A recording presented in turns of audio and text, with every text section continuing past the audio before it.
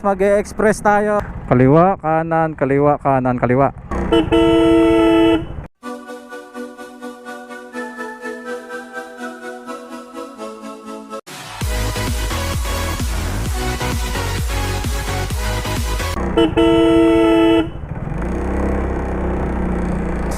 Whew. Good morning mga kabiwan moto, and welcome na naman po sa ating panibagong vlog. For today's vlog is mag-e-express tayo kasi habang papunta tayo dito sa pambayan natin sa Walter, nakakuha tayo ng express. Chinat ko yung magpapadala, ang papadala lang naman daw is susi at magbibigay daw si sir ng tip sa apps. Kaya sabi ko sayang naman, kunin ko na rin kaysa mag-decline ako kasi malaki naman yung magiging fare neto. Bali ngayon mga kabiwan moto is on the way na tayo dun sa pick up natin. Saan ba to? Saan ba yung pick up natin? Ah, wala dito. Saan ba to? Wrong pin?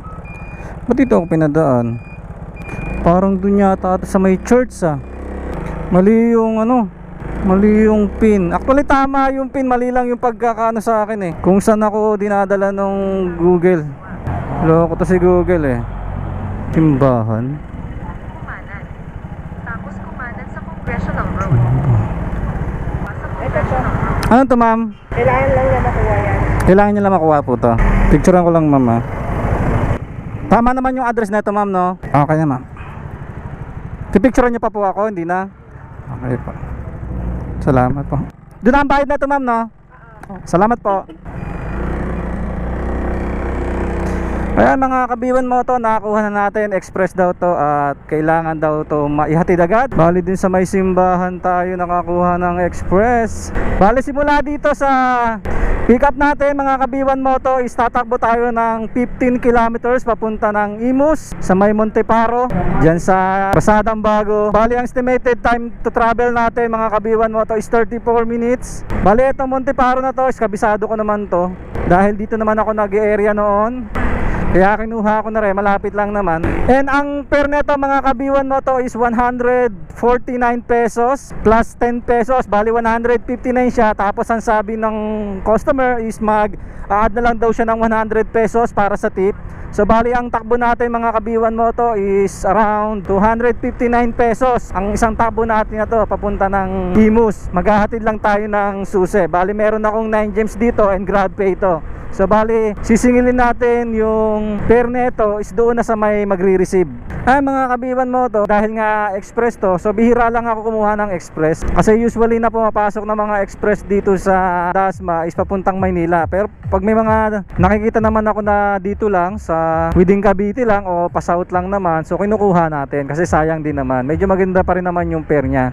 Eh nang pa Manila kasi hindi ko kasi siya ganong kabisado, kaya hindi ako nagsasapalaran. Eh baka mamaya syempre mahuli tayo doon, abala pa, babalikan natin yun. Kaya bihirang-bihira ako kumuha ng express na pa Manila. Pero kung dito lang, okay lang naman. Gaya nito, kumuha tayo ng express na papuntang Imus, within Cavite lang naman to. So kaya goods lang. Bali mga kabiwan mo to, medyo matagal-tagal tayong hindi nag-express. Ngayon na lang ulit tayo nakapag-express. Pero dati nag-express naman tayo nung panahong lalamove pa lang tayo. Nung time na yun, lagi tayo nabakbak. Pero ngayon, hindi na tayo nag-express, hindi na tayo gano'n nabiyahe ng malayo. Ngayon mga kabiwan mo to, medyo napapabilis yung takbo natin. Pag express medyo napapabilis yung takbo natin. Tapos yung i-deliver pa natin is susi lang. Hindi katulad pagka food yung dala natin, medyo chill lang yung takbo natin kasi meron tayong speed limit.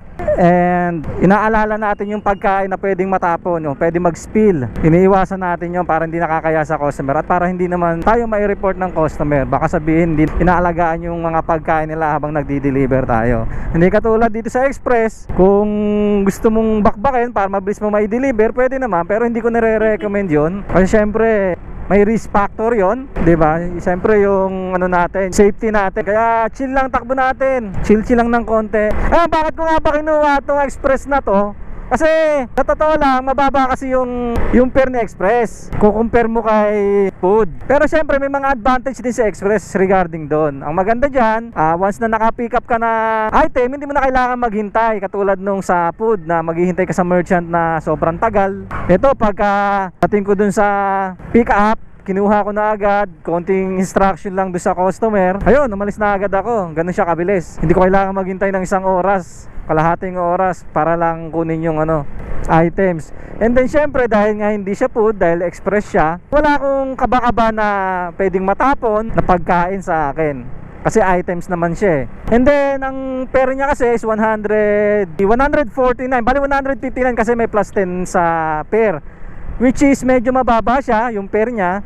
Pero kasi nung time na naglalala mo ba ko, ang pair kasi ng papunta ron is nasa 220 nung time na yon. Simula dito sa Dasma papunta ng Kalsadang Bago, dyan sa may Alapan, sa Nia Road, yan. Mga ganun yung presyuhan nun. Kaya nagdadalawang isip ako kanina kung kukunin ko ba o hindi. Tapos nung nagsabi si CS, si customer, na mag-a-add na lang daw siya ng tip dun sa apps ko, edi kinuha ko na kasi sayang, mag-aabot siya ng 160, 159 in total yung delivery fee ko. So hindi na masama, kumbaga parang tama lang yun, tama lang natakbuhin ko yun ng ganon. So yun yung talaga yung pair niya, yun yung talagang usually na pair niya noon nung bumabiyahe pa ako. Pero syempre ngayon iba na rin kasi ang dami na nagbago, ilang taon na rin ako hindi bumabiyahe kay Lala Move, at bumaba na bumaba din daw yung pair niya. Pero para sa akin okay na tong takbo na to, kaysa naman pumunta ako sa tambayan natin, hindi ako sigurado kung papasukan ako kasi pagdating sa food medyo matumal tayo, hindi ganun kaganda yung account natin pagdating sa food.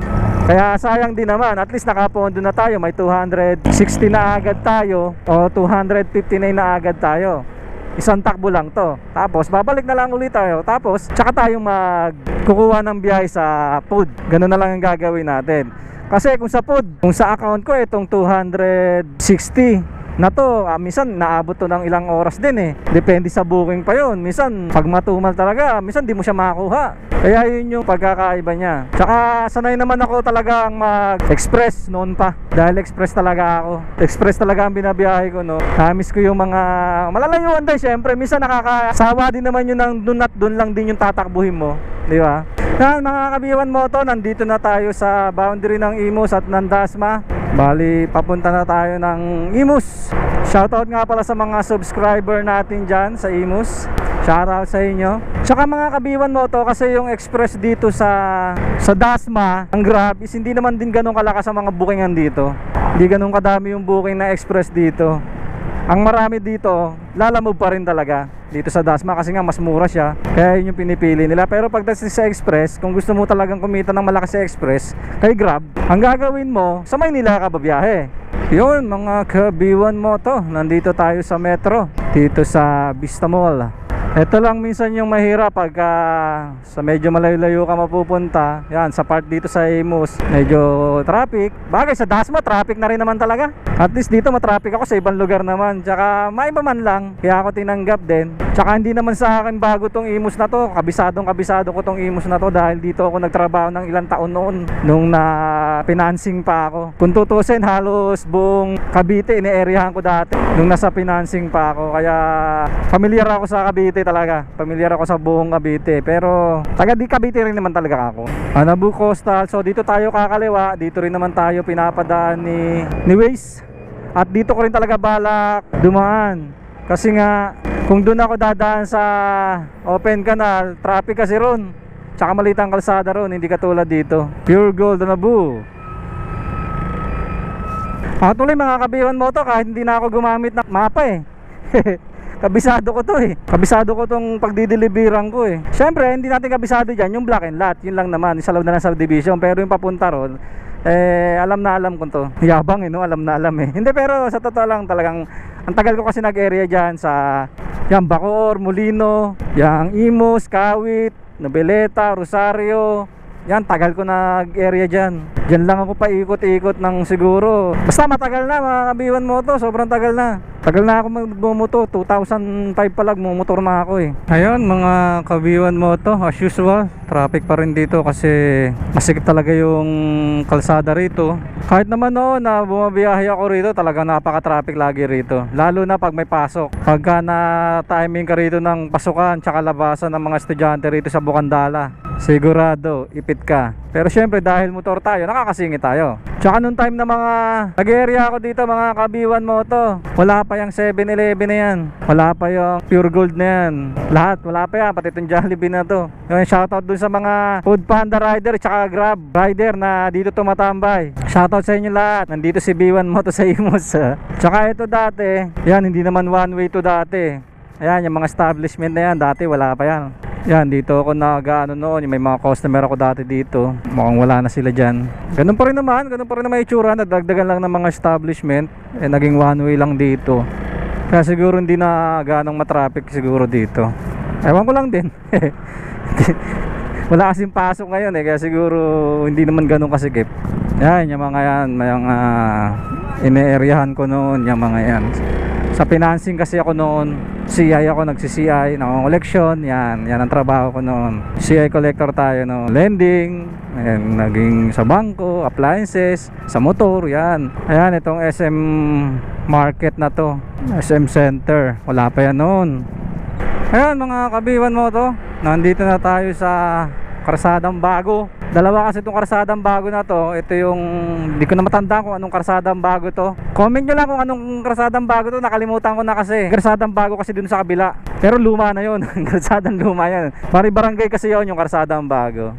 Yan, dito sa Lejan. Pero itong karsada na to, mas bago to dun sa Karsadang Bagong luma. Ibang gulo.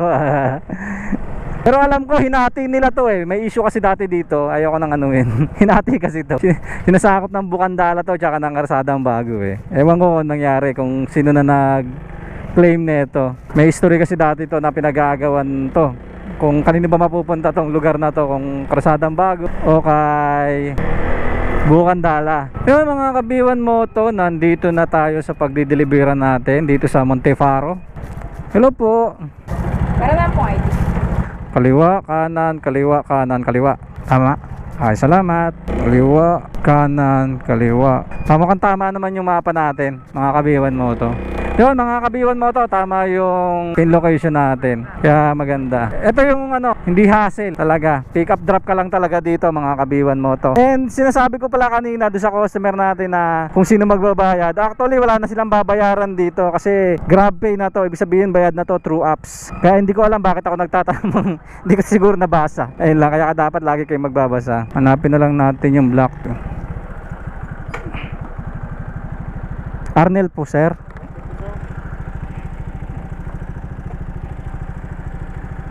Picture ko lang sir Okay po sir. Okay na po. Bayad na naman na po to. Pa? Ay kayo po sir kung gusto niyo po. Okay lang po. Okay po, salamat po. Okay na po sir. Opo sir. Okay na po sir. Okay, salamat po sir. God bless po. Ayan mga kabiwan mo to, na-deliver na natin yan. 149 ampere natin plus 10 pesos, 159 plus 9 gems. Ayun, okay na. Sinuli ba sa akin yung ID ko? Hindi ko maalala. Ayun, sinuli, pinicturean lang pala. Ayan, and then sabi ni sir, si sir mismo nag-remind sa akin na magtitip daw siya. Pero syempre, patay mali siya tayo. Sabi ko, bahala kayo sa gusto mag-tip. Hindi, sabi niya sa amin, ininsist naman ni sir. So titignan natin kung papasok yung tip ni sir. Titignan natin kung may scam ba tayo sa tip. Yes. Okay, check natin. 149, wala pa. Ayan mga kabiwan mo to, hindi pa nag-update. Ayan, isang booking natin is 149. 149. Nagloloko kasi mga kabiwan mo to. Yung apps walang internet dito. Ayan mga kabiwan mo to, bali na-deliver na natin. Babalik na tayo sa tambayan natin, Dasma. So tignan natin kung pasukan tayo. Tira ulit tayo ng express, papunta naman ng Dasma. Sayang din yun kung 150, 149. Hindi na masama yun. Ayan mga kabiwan mo to, hanggang ngayon wala pa yung tip na 100 ni sir. Ayan mga kabiwan mo to, pumasok na yung tip ni sir. Totoo nga, totoo ang hula. Akala ko may scam ako sa tip. Dati kasi na-scam ako dyan, sabi sa apps na lang daw, pero hindi naman binigay. Ayun mga kabiwan mo to, yan, binigyan tayo ng tip ni sir. Ayun, bali pumasok na mga kabiwan mo to. Pumasok na, wala nga tayong top up eh. Pero nagkaroon tayo ng top up. Ayan, pumasok na yung tip natin. Bali, kumita tayo ng 259. Yung isang takbo natin na yun, mga kabiwan mo to. So hindi na masama, goods na yun. So isang takbo, so malapit lang naman ang Imus kung tutuusin. Yan, dito tayo. Kasi dito mga kabiwan mo to, dati pwedeng dumiretso dyan. Ngayon is hindi na pwede. So dito na tayo dadaan. Bali, nakadaan na rin ako dati dito mga kabiwan mo to. Ang tagus nito, Alapan 1C. Alapan 1C yata to. Ano ba yun? 1A, 1B, 1C. Oh, 1C nga yata to. Kasi dulo na to eh. Dulo na ng Alapan to eh. Tama ba ako? Hindi ko na matandaan kung 1C. Ayan, dito. Dati kasi ano to eh. Bukid to eh. Ayan, dito sila lumalabas lahat mga kabiwan mo to.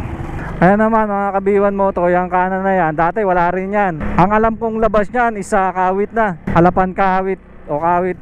Ewan ko, hindi ko matandaan. Yan, dito ako nag-area dati mga kabiwan mo to. Tagal ko nag-area dito sa Imus na to. Dito ako nag-CCI eh. Ayan mga kabiwan mo to, pabalik na nga tayo. Gaya ng sabi ko, baka dito ko natapusin ang maiksing vlogs natin ngayong araw. Gusto ko lang naman kasi ipakita sa inyo yung nakakuha tayo ng express, paano mag-deliver ng express, and syempre nakatanggap tayo ng tip, diba? Kung na-scam ba tayo sa tip, eh hindi naman tayo na-scam sa tip. Pero maraming beses na tayo na-scam sa tip, sabi magtitip, eh hindi naman. Pero hindi naman nila obligasyon yun kung tutuusin na magbigay sila ng tip. Pero maganda pa rin may tip talaga. Nakakatawa naman kasi yun, diba? Makakadagdag sa kita natin yun. Sipin mo, isang takbo natin 260 na dahil sa tip. Pero kung hindi is nasa 150 lang. Medyo mababa yun para sa ganung kalayong distansya ng pagdi-deliver sa express. Ayan, shoutout sa mga Food Panda, mga Grab dito sa Jollibee Bukandala. Ewan ko kung may nakakakilala sa inyo sa akin dito. Sikat, may makakakilala. Wow.